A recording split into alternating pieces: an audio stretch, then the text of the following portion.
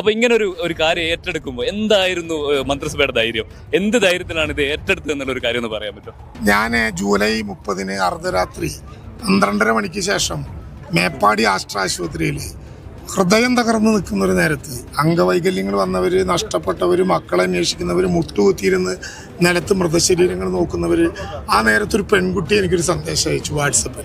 ഇത് ഉദ്ഘാടനം ചെയ്യുന്ന നേരം വരെ ഞാൻ അവളെ കണ്ടിട്ടില്ല. ഞാൻ എപ്പോഴും തെരഞ്ഞുകൊണ്ടിരിക്കുന്നുണ്ട്. 3 വരികളേ ഉള്ളൂ ആ സന്ദേശത്തിൽ. അപ്പോൾ എനിക്ക് ഏലം പറിക്കാനുണ്ട്. അപ്പോൾ രാവിലെ നമുക്ക് മഴയൊക്കെ കൂട്ട് പോകണം, പറിക്കാനൊക്കെ പറഞ്ഞ് ഞങ്ങൾ 2 ചപ്പാത്തിയൊക്കെ തിന്ന് ഞാനും ഭാര്യയുടെ വർത്താനം പറഞ്ഞു കിടന്നതാണ്. കിടന്ന് ഒരു ഉറങ്ങി, ഞാൻ ഈ ഫോൺ കൈ പിടിച്ചപ്പോൾ കൂടെ കിടന്ന്. അപ്പോൾ എൻ്റെ മേത്തൊക്കെ എന്തോ വന്ന് വീഴുന്ന പോലെ ഉണ്ടായിരുന്നു. അതിനുശേഷം മേത്ത് ഇറങ്ങി എന്താന്ന് അപ്പം എണ്ണിച്ചപ്പോൾ എന്നെ കൊണ്ട് എണ്ണിക്കാൻ പറ്റില്ല. വെള്ളമായിട്ടില്ല, ഞാൻ വെള്ളത്തിൽ. അപ്പം എന്നെ രക്ഷിക്കാൻ വേണ്ടി ഓടി വന്നു എൻ്റെ ഭാര്യ. വീട്ടിൽ വെള്ളത്തിലായി, ഇത് പൊക്കത്തിലായി. എൻ്റെ ഊൺമേശയൊക്കെ ഇതിൻ്റെ മേലെ കിടന്ന് അടിക്കുക. സുഖമില്ലാത്തൊരു പെങ്ങളുണ്ട് എൻ്റെ കൂടെ. അവരെ ഇറക്കാൻ ലേശം വൈകിപ്പോയി, 10-15 മിനിറ്റ് വൈകിപ്പോയി. അവരെ ഇറക്കി പുറത്തിറക്കാൻ വേണ്ടി. അപ്പോഴത്തെ വീട് ഒരു അരവാതിലുള്ളത് കൊണ്ട് ഞാൻ രക്ഷപ്പെട്ടതാണ്. സന്തോഷം. അപ്പോ നല്ല മനസ്സൊന്നും സുഖാക്കാം. മനസ്സ് നല്ല തൃപ്തിയാണ്. ഇന്നലെ മുതൽ എനിക്ക് ഈ നറുക്കെടുത്ത മുതൽ മനസ്സ് തൃപ്തിയാണ്. എന്താ പറയുക, എനിക്ക് വിചാരിച്ചെടുത്ത് വീട് കിട്ടി. സന്തോഷം ഇതായിരുന്നല്ലോ സാറേ ഏറ്റവും വലിയ മെയിൻ, അത് കിട്ടി. നമ്മളിപ്പോൾ നിൽക്കുന്നത് വയനാട് മുണ്ടക്കൈ ചൂരൽമല പുഞ്ചിരിമട്ടത്താണ്. തോരാതെ പെയ്ത ദുരിതപ്പെയ്ത്തിൽ ഒരു നാടാകെ കുത്തിയൊലിച്ചു പോയത് ഇവിടെ നിന്നാണ്. ഈ ബേലിപ്പാലം കടന്ന് നാം പോകുന്നത് നാം കൈപിടിച്ചുയർത്തിയവരുടെ പുഞ്ചിരികൾ കാണാനാണ്. അവരുടെ പുത്തൻ പ്രതീക്ഷകളിലേക്കാണ് നിങ്ങളെ നമ്മൾ കൂട്ടിക്കൊണ്ടുപോകുന്നത്.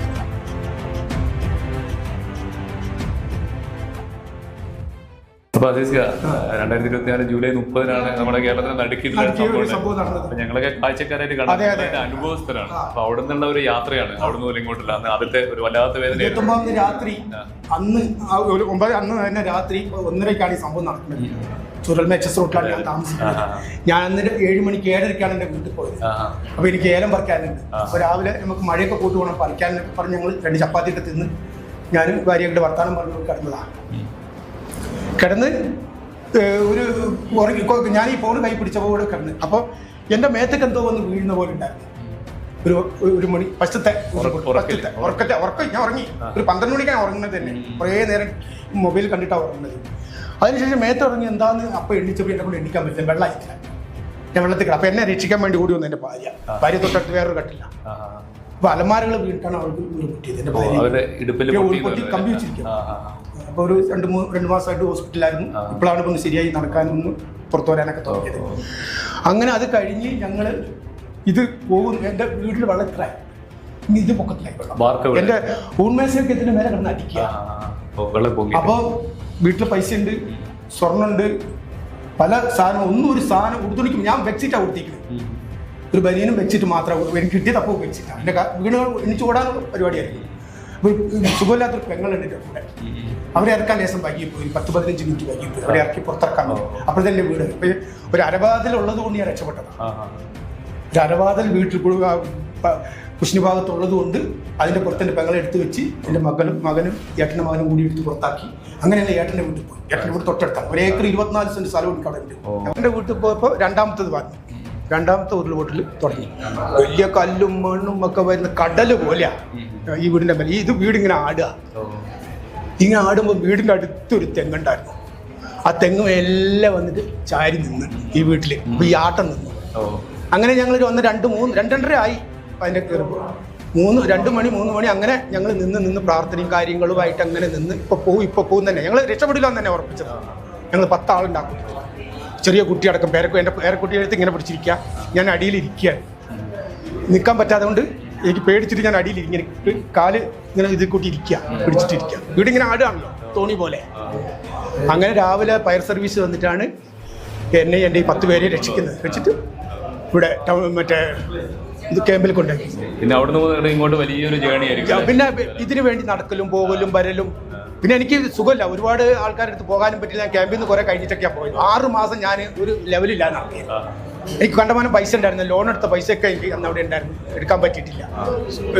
മരുമകളുടെ സ്വർണ്ണം ഉണ്ടായിരുന്നു, എടുക്കാൻ പറ്റില്ല. വണ്ടി, ബൈക്കും കാര്യങ്ങളും എല്ലാം ഉണ്ടായി, എല്ലാം പോയി. ഒരു സാധനം എനിക്ക് എടുക്കാൻ പറ്റിയിട്ടില്ല, എല്ലാം നഷ്ടം. 26 കിലോ ഏലം ഉണ്ട് അന്ന്. ഞാൻ ഈ വെള്ളം കയറുന്ന 26 കിലോ ഏലം വില കൂടാൻ വേണ്ടി കൊണ്ടുവച്ചതാണ്.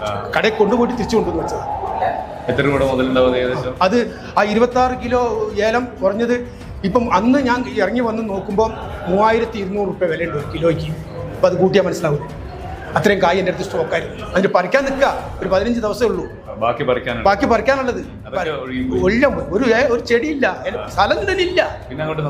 ഞാൻ 1-2 വട്ടം തഹസിൽദാരെയും ഇവരൊക്കെ ഇത് എഴുതണമല്ലോ, കാണിച്ച ഒരു പാലന്റെ പുറത്ത് നിന്ന് കാണിച്ചു കൊടുത്തു. അവർ വിശ്വസിച്ചില്ല ഇതെന്റെ സ്ഥലം എന്ന് പറഞ്ഞു. അയൽവാസികൾ പറഞ്ഞ ശേഷം മനസ്സിലായി. പിന്നെ അവിടെ നിന്നുള്ളൊരു പഴയ കാര്യങ്ങൾ ഓർമ്മിപ്പിക്കില്ല. ഞാൻ ആ പഴയ കാലം ഓർക്കൂല, ഓർമ്മ ഞാൻ ഔട്ടാവും. ഞാൻ അങ്ങനെ ഇത്രയും പറഞ്ഞതേ ഉള്ളൂ. എന്നെ കൊണ്ട് നിന്നും ഇപ്പൊ നല്ല തൃപ്തിയാ. ഇപ്പൊ ഈ വീട് നറുക്കെടുക്കുന്നവരെ എനിക്കൊരു മനസ്സിൽ കളങ്കണ്ടായിരുന്നു. എവിടെയാ കിട്ടുന്നത്, എന്താ കിട്ടുന്നത്, കിട്ടുമോ? ഞങ്ങളുടെ ഒരു സംഘടനയുണ്ട്, ഫേസ് 1. ഈ സംഘടനയായിട്ട് ഞങ്ങൾ മന്ത്രിയായിട്ട് തുടർച്ചയായിട്ട് പോയി കാണുമായിരുന്നു. അതിന്റെ ആളാണെന്ന് സംസാരിച്ച ഗ്രൂപ്പിന്റെ അതന്നെ അതിന്റെ ഗ്രൂപ്പിൽ ഒരാളെ ഞാൻ. അപ്പോൾ ഇതിന്റെ ഈ സംഘടന, ഞങ്ങളെ സംഘടനകൾ എപ്പോഴും പോയിട്ട് മന്ത്രിയായിട്ട് മുഖ്യമന്ത്രിയായിട്ട് ഞങ്ങൾക്ക് അർഹതപ്പെട്ട് തരണം. അങ്ങനെ ഞങ്ങൾക്ക് കുറെ ആവശ്യമില്ലാത്ത ആൾക്കാർ ഇതില് കൊടുക്കണം. ഞങ്ങളാണ് അങ്ങനെ അതിനുശേഷമാണ് ഇതിന് തീരുമാനം. അങ്ങനെയാണ് കിട്ടിയിരിക്കുന്നത്. ഞങ്ങൾ തീരുമാനം ആക്കിയതാ. ഞങ്ങൾ 178 പേരും രായും പകലും കിടന്ന് കഷ്ടപ്പെട്ടു. അവർക്ക് കൊടുക്കണം, എന്നിട്ട് ബാക്കിയുള്ളവർക്ക് കൊടുത്തോളി. എവിടെ വേണമെങ്കിലും കൊടുത്തു, എന്ത് കൊടുത്തു? പിന്നെ ഇഷ്ടം പോലെ വീടുണ്ട്, സ്ഥലമുണ്ട്, കൊടുക്കട്ടെ. അങ്ങനെ കൊടുത്തോണ്ടിരിക്കുമ്പോൾ ഇതെല്ലാം കൂടി ഒന്നിച്ച് നറുക്കിട്ടിട്ട് എവിടെയാ കിട്ടുന്നത്? ഈ അർഹതപ്പെടാത്തവന് മുന്നിൽ കിട്ടി ഞാനെങ്ങാനും ബാക്കി പോയാൽ എന്റെ സ്ഥിതി എന്താവും? അപ്പൊ അങ്ങനെയൊക്കെ ഓർത്തപ്പോൾ എല്ലാവർക്കും ഒന്നുപോലെ കിട്ടി, നറുക്കെടുത്ത് ഒരേപോലെ കിട്ടി. ഇപ്പൊ സന്തോഷത്തിലെന്ന് പറഞ്ഞാൽ സന്തോഷം കൊണ്ട് ആഘോഷിക്കാം. നമ്മൾ മനസ്സിലിപ്പം നല്ല തൃപ്തിയാണ്. അനുഭവിച്ച ആളുകളാണ് ഒരുപാട് കഷ്ടപ്പെട്ടു. ഇപ്പൊ ഇത്രയും ജനങ്ങൾ കണ്ടപ്പോ തന്നെ എന്റെ പകുതി ഇത് പോയി. എല്ലാവരും കാണാൻ വന്ന് ഇത്രയും ജനങ്ങൾ നമുക്കുണ്ടല്ലോ, ഇത്രയും ജനങ്ങളുണ്ടല്ലോ നമ്മളെ പിന്നില്. ഒന്നും കിട്ടാനില്ല. അവരിത് കാണാനാണ് വന്നത്. അപ്പൊ അവർക്ക് പറഞ്ഞാൽ തീരാത്ത നന്ദികളുണ്ട്. ഇത്രയും ജനങ്ങള് ഒപ്പമുണ്ടെന്ന് മനസ്സിലായി ഞങ്ങൾ. ഇനി ഞങ്ങൾക്ക് ഒരു പേടിയില്ല, ഒരു പേടി പൊതുവേ ഇല്ല. ഇത് കഴിഞ്ഞപ്പോ തന്നെ ഞങ്ങൾ എത്ര ജനങ്ങളാ. കേരളമാണ് നമ്മളത്. ഇത് കേരളമാണ്. ഇത് കേരളത്തിൽ ഇങ്ങനെ തന്നെ നടക്കൂ. ഇതാണ് കേരളം. ഞങ്ങൾക്ക് ഇങ്ങനെ ഒരു കാര്യം വന്നപ്പോൾ ഈ നാട്ടിൽ മൊത്തം ജനങ്ങളും വന്ന് എവിടെ കിടന്ന ആൾക്കാരാണ് ഞങ്ങളൊക്കെ ഇവിടെ വന്നത്. അപ്പോൾ ഇത് എല്ലാവർക്കും മനസാക്ഷിയുള്ള മനുഷ്യന്മാരാ കേരളത്തിലുള്ളത്. മിനിസ്റ്റർ ഒറ്റ ചോദ്യമാണ്. ഹൃദയത്തിന്റെ ഭാഷയിൽ സംസാരിക്കുന്ന ഒരു മന്ത്രി എന്നാണ് കേരളം മുഴുവൻ ഇപ്പൊ രാജമിനിസ്റ്ററെ കുറിച്ച് പറയുന്നത്. അപ്പോൾ ഇവിടെ ഇപ്പൊ പണിത് വെച്ചിരിക്കുന്ന നമുക്ക് വിശ്വസിക്കാൻ പറ്റാത്തൊരു കാര്യമാണ്. അപ്പൊ ഇങ്ങനെ ഒരു കാര്യം ഏറ്റെടുക്കുമ്പോൾ എന്തായിരുന്നു മന്ത്രിസഭയുടെ ധൈര്യം? എന്ത് ധൈര്യത്തിലാണ് ഇത് ഏറ്റെടുത്തത് എന്നുള്ളൊരു കാര്യം ഒന്ന് പറയാൻ പറ്റും? ഞാൻ ജൂലൈ 30 അർദ്ധരാത്രി 12:30 മണിക്ക് ശേഷം മേപ്പാടി ആശുപത്രിയിൽ ഹൃദയം തകർന്ന് നിൽക്കുന്ന ഒരു നേരത്ത് അംഗവൈകല്യങ്ങൾ വന്നവർ, നഷ്ടപ്പെട്ടവർ, മക്കളെ അന്വേഷിക്കുന്നവർ, മുട്ടുകുത്തിയിരുന്ന് നിലത്ത് മൃതശരീരങ്ങൾ നോക്കുന്നവർ, ആ നേരത്തൊരു പെൺകുട്ടി എനിക്കൊരു സന്ദേശം അയച്ചു വാട്സപ്പിൽ. ഇത് ഉദ്ഘാടനം ചെയ്യുന്ന നേരം വരെ ഞാൻ അവളെ കണ്ടിട്ടില്ല. ഞാൻ എപ്പോഴും തിരഞ്ഞുകൊണ്ടിരിക്കുന്നുണ്ട്. 3 വരികളേ ഉള്ളൂ ആ സന്ദേശത്തിൽ. അതിങ്ങനെയാണ്: സാർ, ചൂരൽമലയിലെ ചിത്രങ്ങൾ കണ്ട് കരള് പിടയുകയാണ്. മുല കുടിക്കുന്ന കുട്ടികൾ അമ്മമാരാൽ വേർപെട്ടു എന്ന വാർത്ത ഇപ്പോൾ ഒരു ചാനൽ എഴുതി കാണിക്കുന്നു. മുല കുടിക്കുന്ന കുട്ടികൾ അമ്മമാരാൽ വേർപെട്ടു എന്ന വാർത്ത ശരിയാണെങ്കിൽ നിറമാറുമായൊരമ്മ വെളിപ്പാടകലെ കാത്തിരിക്കുന്നുണ്ട് എന്നാണ് ആ പെൺകുട്ടി എഴുതിയ വാട്സപ്പ് സന്ദേശം. അതാണ് ഞങ്ങളുടെ ധൈര്യം. ഈ കേരളത്തിലൊരു ദുരന്തം ഉണ്ടായാൽ, ഒരു കുഞ്ഞിന് മുല കിട്ടുന്നില്ല എന്ന് കേട്ടാൽ, ഒരു നാട് തകർന്നു എന്ന് കേട്ടാൽ, എത്ര പേർ ഈ ഗവൺമെന്റിനെ ആക്രമിച്ചാലും ഈ ഗവൺമെന്റിനോടൊപ്പം നിൽക്കാൻ മലയാളം പൂർണ്ണമായിട്ടുണ്ടാകുമെന്ന ആത്മവിശ്വാസത്തോടെയാണ് ഈ പണി ഞങ്ങൾ ഏറ്റെടുത്തത്. ഞങ്ങൾ ഹൃദയം കൊണ്ട് സംസാരിക്കുന്നത് ഈ വീടുകളിൽ പണിത് ഓരോ കട്ടകളിലും ഞങ്ങളുടെ ഹൃദയവികാരങ്ങളുണ്ട്. ഇഷ്ടികയും സിമെന്റും മാത്രമല്ല, ഞങ്ങളുടെ ഹൃദയവും ഞങ്ങളുടെ മനസ്സും ഞങ്ങളുടെ വികാരവും ഉണ്ട്. ഈ ഞങ്ങളുടെ എന്ന് ഞാൻ ഉദ്ദേശിക്കുന്നത് കേരള ഗവൺമെന്റിന്റെ അല്ല, നമ്മൾ മലയാളികളുടെ 3.25 കോടി മൂക്ക് താഴോട്ട് നീണ്ട മുഴുവൻ മലയാളികളുടെയും ഹൃദയവികാരം കൊണ്ട് പണിതാണ്. ഇതിനെ തോൽപ്പിക്കാൻ ആരെങ്കിലും പിന്നെ തെറ്റായ വാക്ക് പറഞ്ഞാലോ അനാവശ്യം വിളിച്ചു പറഞ്ഞാലോ ഞങ്ങൾ അതിനെ മൈൻഡ് ചെയ്യുന്നതേ ഇല്ല. നമ്മുടെ പ്രശ്നം മുഴുവൻ ആളുകൾക്കും വീട് കിട്ടണം. അവരുടെ ജാതിയില്ല, രാഷ്ട്രീയമില്ല, മതമില്ല, പ്രശ്നമില്ല. അവർ ദുരന്തബാധിതരാണ്. അവർക്ക് ഏത് വിധേനയും കിട്ടും. അതാണ് ഞങ്ങളുടെ ഹൃദയ സംസാരത്തിൽ. ഞാൻ US നിന്നാണ് വന്നേക്കുന്നത്. ഞാൻ ഇവിടെ വയനാട്ടിൽ നിന്നുള്ള കുട്ടിയാണ്. എൻ്റെ വീട് ഇവിടെ അടുത്താണ്. നാട്ടിൽ വന്നപ്പോൾ ഇവിടെ ടൗൺഷിപ്പിന്റെ ഉദ്ഘാടനം അറിഞ്ഞപ്പോൾ വന്നതാണ്. അവിടുന്ന് കേട്ടിരുന്നു. എനിക്ക് പിണറായി വിജയനെ നേരിട്ട് കാണുന്നുണ്ടായിരുന്നു. ഞങ്ങൾ ഇവിടെ വന്നപ്പോഴത്തേക്കും പുള്ളി പോയി. പക്ഷെ ഇതൊരു വലിയ സംരംഭമാണ്. ഇത് നേരിട്ട് കണ്ടിട്ട് വേണം എൻ്റെ ഫ്രണ്ട്സിനെയൊക്കെ അറിയിക്കാനായിട്ട് തന്നെയാണ് ഞാൻ ഇവിടെ വന്നത്. ഇതൊക്കെ ഒന്ന് കണ്ടൊരു വീഡിയോ ഒക്കെ എടുത്ത് പോകാനായിട്ട്. വളരെ അപ്രീഷിയേറ്റബിൾ ആയിട്ടുള്ള ഒരു കാര്യമാണ് നമ്മളെ ഗവൺമെന്റ് ചെയ്തിരിക്കുന്നത്. Very happy. കണ്ടപ്പോൾ ഒരുപാട് സന്തോഷം. നമ്മൾ എക്സ്പെക്ട് ചെയ്ത്, ഞാൻ ദുബായിലാണ്, അപ്പോൾ ഇങ്ങനെ ഒരു ഫംഗ്ഷൻ നടക്കുന്നുണ്ടെന്ന് പറഞ്ഞപ്പോൾ കാണാൻ വേണ്ടിയിട്ട് വന്നതാണ്.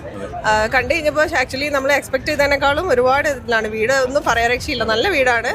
അത്രയും കണ്ട് ഒരു വെറുതെ അങ്ങ് ചെയ്ത് കൊടുക്കുന്ന പോലെ അല്ല, ശരിക്കും നല്ലൊരു ഇൻപുട്ട് ഇട്ടിട്ടുണ്ടെന്ന് നമുക്ക് ഫീൽ ചെയ്യുന്നുണ്ട്. So all credit goes to അവർ, ഓഫ് കോഴ്സ് അവര് നമ്മുടെ ഗവൺമെന്റിനാണ്. So he's a nice man. എനിക്ക് ആദ്യമേ പറയേണ്ടത് പിണറായി വിജയൻ ഒരു ബിഗ് സ്ഥലം. ഈ എൻ്റെ ജീവിതത്തിൽ ഞാൻ പല ഭാഗങ്ങളും പോയിട്ടുണ്ട്. സർക്കാർ ലെവലിൽ ഇങ്ങനൊരു വീടും ഇങ്ങനൊരു അനുഭൂതിയും ആദ്യമായിട്ടാണ് ഞാൻ കാണുന്നത് എൻ്റെ ജീവിതത്തിൽ. പൊതുവെ സർക്കാർ കാര്യങ്ങളെന്ന് പറയുമ്പോൾ എല്ലാത്തിനും ഒരു 100%. അതെ അതെ, ഇപ്പം അതിൽ വലിയൊരു മാറ്റമാണ് ഉണ്ടായിരിക്കുന്നത്. ഭയങ്കര മാറ്റം. അത് നമുക്ക് പറയാനേ പറ്റില്ല, ഉൾക്കൊള്ളാൻ പറ്റില്ല. അതിന് മാത്രം നല്ല മാറ്റം. ചേച്ചി, ഈ സർക്കാർ തന്നെ ഇനിയും വരണം എന്നാണ് ഞങ്ങളുടെ ആഗ്രഹം. ഓക്കെ. അപ്പോൾ ആളുകൾ അവരുടെ പ്രതികരണങ്ങളൊക്കെ പറഞ്ഞു, അതാ എന്തുകൊണ്ടാണെന്നും കൂടി ഒന്ന് പറഞ്ഞു. അത്രയും നല്ലൊരു ഭരണമാണ് ഇപ്പം ജനങ്ങളെ സപ്പോർട്ട് ചെയ്യുന്നതും ജനങ്ങളൊപ്പം നിൽക്കുന്നതും. അപ്പോൾ ഈ സർക്കാർ തന്നെ ഇനിയും തുടരണമെന്ന് തന്നെയാണ് ഞങ്ങളുടെ ആഗ്രഹം. എൻ്റെ പേര് വിജയൻ എന്നാണ്. വിജയൻ, ഇതിലിപ്പോൾ എവിടെയാണ് വീട് വന്നിരിക്കുന്നത്? ഇതിൻ്റെ പിന്നെ ഫസ്റ്റ് സോണിൽ D38 വീടല്ലേ? അപ്പോൾ അടുത്ത അയൽവാസികൾ തന്നെയാണോ? അതെ അതെ, മുന്നേത്തെ അയൽവാസികൾ അല്ല, ഈ ഇവിടെ ഉള്ള എല്ലാ ആളുകളെയും നമ്മൾ അറിയുന്നതാണ്. ഇവിടെ 3 വാർഡുകളിലെ ആൾക്കാരാണ്. അപ്പം ഞാൻ അവിടെ പിന്നെ വർക്ക് ചെയ്ത് വരുന്ന ഒരു മേഖലയുണ്ട്, HML-ന്റെ കമ്പനിയിൽ വർക്ക് ചെയ്തതാണ്. അപ്പൊ അതുകൊണ്ട് തന്നെ ഈ 3 സ്ഥലത്തെ ആളുകളെ അറിയാം.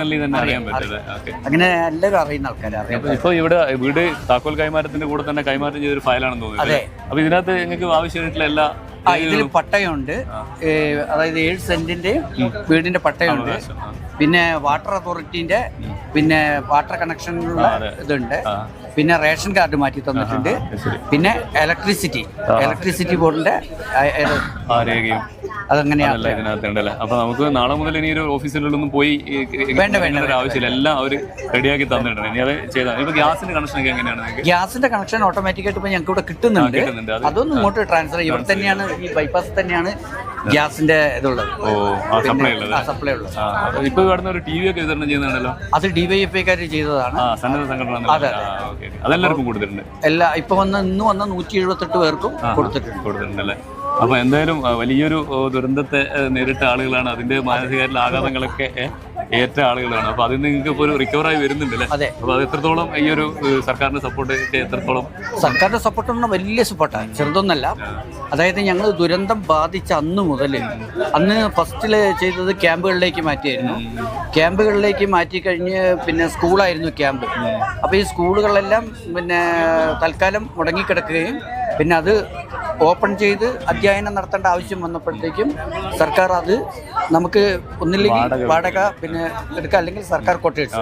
അപ്പം നമുക്ക് പിന്നെ ഞാൻ എൻ്റെ പെങ്ങളുടെ വീട്ടിലാണ് കൽപ്പറ്റ താമസിച്ചത്. പക്ഷേ എനിക്ക് വീട്ടിൽ താമസിക്കുന്നുണ്ടെങ്കിലും വാടക തരുന്നുണ്ട്. പിന്നെ പ്രതിദിനം 300 രൂപ വെച്ചിട്ട് ഇപ്പം എൻ്റെ കുടുംബത്തിൽ 2 പേർക്ക് കിട്ടുന്നുണ്ട്. അപ്പോൾ 18,000 രൂപ, 1000 രൂപ എൻ്റെ ഭക്ഷ്യക്കൂപ്പൺ തരുന്നുണ്ട്. അങ്ങനെ ഒരു കുടുംബത്തിന് 25,000 രൂപ അങ്ങനെ സർക്കാർ ചേർത്തിട്ടാണ് മാസം 25,000 തരുന്നത്. ചെറിയൊരു തുകയല്ല. അല്ല, പിന്നെ ഒരു കിടപ്പ് രോഗിയും കൂടെ ഉണ്ടെങ്കിൽ 9,000 വീണ്ടും കിട്ടും, 34,000 രൂപ. അപ്പം നമ്മളവിടെ കിടപ്പ് രോഗിയൊന്നുമില്ല, ഇങ്ങനെ ഇത്രയും തരുന്നുണ്ട്. പിന്നെ ചികിത്സാ സഹായമുണ്ട്, പഠിക്കുന്ന വിദ്യാർത്ഥികളാണെങ്കിൽ അവർക്ക് സഹായമുണ്ട്. പിന്നെ മൈക്രോ പ്ലാൻ, നമ്മൾ എന്തെങ്കിലും സംരംഭം തുടങ്ങുന്നുണ്ടെങ്കിൽ മൈക്രോ പ്ലാൻ ഇതുണ്ട്. ഇപ്പം മൈക്രോ പ്ലാൻ ഇപ്പം ഞങ്ങൾക്ക് 1,20,000 രൂപ പാസ്സായി. അതിൽ 1 ലക്ഷം ഞങ്ങൾ കൈപ്പറ്റി, 20,000 ഇനിയിപ്പോൾ അത് ബാക്കിയും കൂടെ അത്. പിന്നെ അത് കഴിഞ്ഞിട്ട് എന്ന് പറഞ്ഞാൽ നമുക്ക് കടങ്ങൾ പിന്നെ സർക്കാർ എഴുതിത്തള്ളാൻ വേണ്ടി തീരുമാനിച്ചിട്ടുണ്ട്. അപ്പോൾ ദുരന്തബാധിതരായിട്ടുള്ള 555 ആളുകളുടെ 1,650 ലോണുകൾ അത് എഴുതിത്തള്ളാൻ വേണ്ടി 18,75,00,000 രൂപ സർക്കാർ അനുവദിച്ചിട്ടുണ്ട്. പിന്നെ ചെയ്യുന്നത് കാർഷിക വികസന മേഖല, അവർ ദുരന്തബാധിതരായിട്ട് കടം ഉണ്ടായിരുന്ന അവരത് എഴുതി തള്ളി. പിന്നെ കേരള ബാങ്ക് ഏതാണ്ട് 6 കോടിയോളം. അതെ, അവരാണ് ആദ്യം ചെയ്തത്. അത്രയും ചെയ്തിട്ടുണ്ട്. ഇപ്പം നമുക്ക് വീട് ഇങ്ങനെ അത്രയും സൗകര്യത്തിൽ വീട് തന്നു. ഇനിയിപ്പോൾ ഇത് അടുത്ത മാസത്തോടു കൂടി ഞങ്ങൾ താമസം തുടങ്ങും. ഇപ്പോൾ ആദ്യത്തെ 3 മാസത്തെ ഇലക്ട്രിസിറ്റീൻ്റെ അതുപോലെ തന്നെ വാട്ടർ ഇതിൻ്റെ 2-3 മാസത്തെ പൈസ നമ്മൾ കൊടുക്കണ്ട താമസം തുടങ്ങിക്കഴിഞ്ഞാൽ. പിന്നെ ഇതിൽ പറയാനുള്ളത് ഇവിടുത്തെ ഫെസിലിറ്റീസാണ്. 2 ബെഡ്റൂമാണ്, ഒരു മാസ്റ്റർ ബെഡ്റൂം, അതിൽ അറ്റാച്ച്ഡ് ബാത്റൂം ഉണ്ട്, പിന്നൊരു ബെഡ്റൂം, ഒരു കോമൺ ബാത്റൂം, ഒരു ഹാള്, ഒരു കിച്ചൺ, ഒരു വർക്ക് ഏരിയ, ഒരു സിറ്റ് ഔട്ട്. ഇത്രയാണ്. അതായത് 2 മീറ്ററോളം താഴ്ചയിൽ നിന്നാണ് ഇതിന്റെ ഫൗണ്ടേഷൻ 9 പില്ലറിൽ ചെയ്തു വന്നത്. അപ്പൊ ഞങ്ങൾ തുടക്കം മുതൽ തന്നെ ഞങ്ങൾ ഇടയ്ക്കിടയ്ക്ക് വന്ന് നോക്കുമായിരുന്നു. ഡീറ്റെയിൽസ് എല്ലാം കൃത്യമായിട്ട് നിങ്ങൾ അങ്ങനെ ചെയ്തു വന്നിട്ടുണ്ട്. നമുക്ക് വേണമെങ്കിൽ മുകളിലോട്ട് വേണമെങ്കിൽ ഫ്യൂച്ചറിൽ നമുക്ക് എടുക്കാം. തീർച്ചയായിട്ടും ഇപ്പോൾ വലിയൊരു ധൈര്യമുണ്ട്, ഒരു നാട് മുഴുവൻ കൂടെ ഉണ്ട് എന്നുള്ളൊരു ധൈര്യമുണ്ട്. അവിടെ നിന്ന് ഇങ്ങോട്ട് പുറത്തുനിന്നും അത് കുറച്ചുകൂടെ മനോഹരമായിട്ടുള്ള സ്ഥലമായിരുന്നു. കുറച്ച് കാർഷിക മേഖലയും പിന്നെ ആളുകൾ ഭയങ്കര സൗഹൃദവും സഹായികളും ഒക്കെയുള്ള ആളുകളായിരുന്നു. അപ്പം അവിടുന്ന് ഇങ്ങോട്ട് വന്നെങ്കിൽ കുറച്ച് നാള് അഡ്ജസ്റ്റ് ചെയ്ത് പോകണമെങ്കിൽ കുറച്ചൊരു സമയം എടുക്കും. വേറെ ഇവിടെ അതിനുള്ള സംവിധാനമൊക്കെ ഉണ്ടെന്നാണ് പറഞ്ഞത്, കൂടി ചേരാനും കൂടി നിൽക്കാനൊക്കെ ഉള്ള വീടിന് പുറത്ത് കമ്മ്യൂണിറ്റി സ്പേസ് ഒക്കെ ഉണ്ടെന്നാണ്. അപ്പൊ അതൊക്കെ ആയിട്ട് ജീവിതം ഗ്രീനറി ആയിട്ടുള്ളത് കൂടുതൽ മനോഹരമാവട്ടെ, സന്തോഷമാവട്ടെ എന്ന് ആശംസിക്കുന്നു.